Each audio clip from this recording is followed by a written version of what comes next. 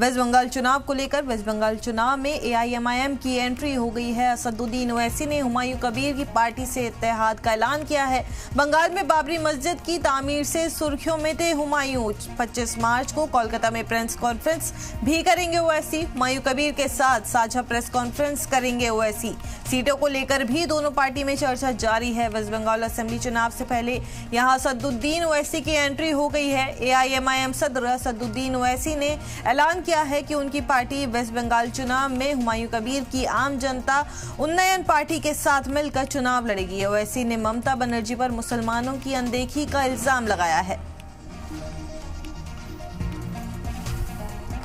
Waste Bengal से इस वक्त की बड़ी खबर सामने आ रही है, जहां चुनाव में एआईएमआईएम की एंट्री हो गई है। बता दें कि असदुद्दीन ओवैसी ने हुमायूं कबीर की पार्टी से इत्तेहाद का ऐलान किया है।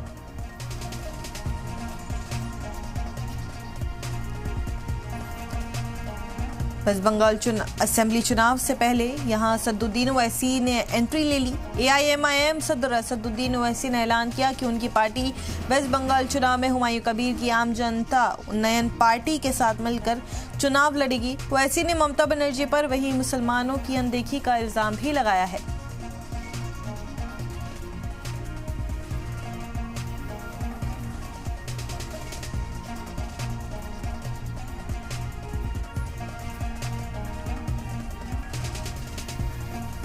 मजलिस इत्तेहादुल मुस्लिमीन ने ये फैसला लिया है कि मगरबी बंगाल में हुमायूं कबीर साहब की जो पार्टी है उनके साथ मजलिस इत्तेहादुल मुस्लिमीन एक अलायंस करेगी और मजलिस के उम्मीदवार उस अलायंस का हिस्सा बनकर हम मगरबी बंगाल के इलेक्शन में हिस्सा लेंगे। हमारी कोशिश यही है कि मजलिस इत्तेहादुल मुस्लिमीन को मजबूत किया जाए, हमारी आवाज़ को मजबूत किया जाए, हमारे नुमाइंदे मुल्क के कोने कोने में कामयाब होकर बेबाक तरीक़े से ऐवान असम्बली में गरीब और मज़लूम आवाम की आवाज़ को उठाए।